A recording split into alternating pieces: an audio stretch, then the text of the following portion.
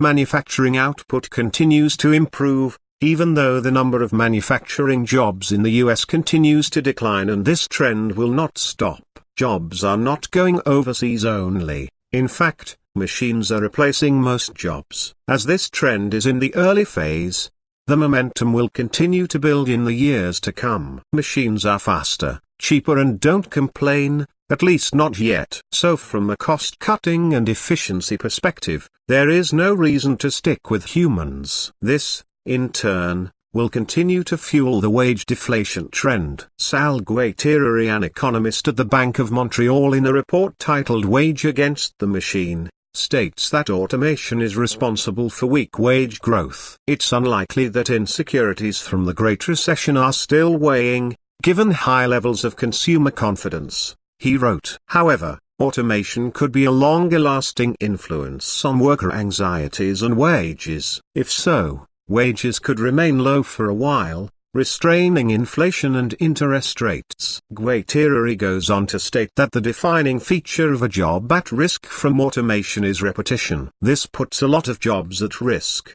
many of which fall under the so-called highly skilled category today, for example, accountants, lawyers, radiologists, X-ray technician, etc. North American business ordered a record number of robots. In 2016, they ordered 35,000 robots, 10% more than in 2015. But that is nothing compared to China, which ordered 69,000 robots in 2016. South Korea ordered 38,000 and Japan, for its small size, ordered 35,000 robots. This proves that jobs are not going overseas but are being taken over by machines. Nothing will stop this trend. A trend in motion is unstoppable. The largest user of robots is the automotive sector. In North America, over 20,000 of the 35,000 robots went to the automotive sector. Once upon a time, over 80% of the work done in this sector was done by humans, but robots perform today over 80%. The total amount spent on robots in 2015 was $71 billion. Experts project that this amount will surge to almost $135 billion by 2019. The trend continues to gain traction. Amazon's purchase of Whole Foods and Lidl's entry into the US market has triggered a grocery war, and automation is going to be one of the main ways to remain competitive in this industry. Amazon already has a massive robot workforce.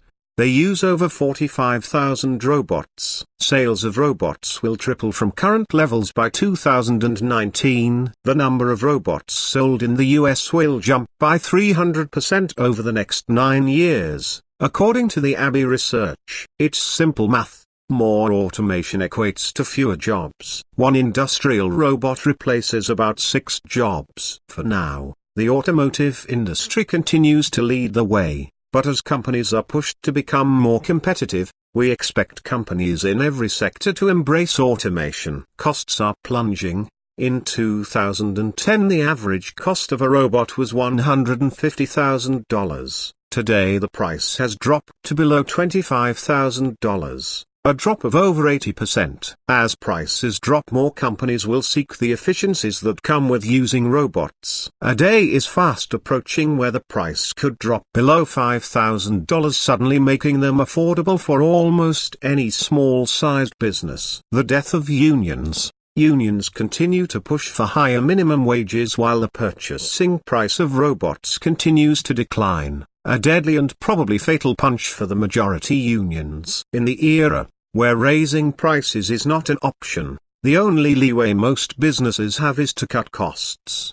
The human factor is the most expensive factor in any business, and that is where the focus will be going forward. Robots are becoming more ubiquitous across a multitude of industries. The image below speaks 1,000 words. Conclusion: the introduction of machines and tools created a significant demand for unskilled labor. It rose from 20% of the workforce to 39% from 1700 to 1850. Machines either pushed craftsmen out of the labor market completely, or encouraged employers to decrease their workers' wages. The Economist cites this exact situation in which wages fell drastically in the early 1800s, not recovering until 1960. GIS recently introduced vision inspection system, as my colleague Chris Matthews reported. In theory, machines can help workers become more productive, and productivity leads to higher wages, but that's not the case. Machines like this one actually reduce the need for workers,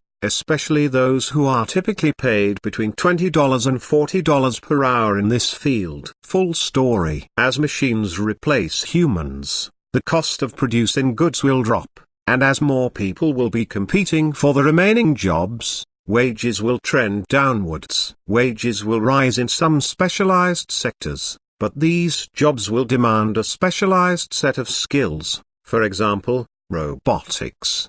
It appears that AI will only exacerbate the current situation in the years to come. Therefore, deflation and not inflation is what we might have to deal with for years to come.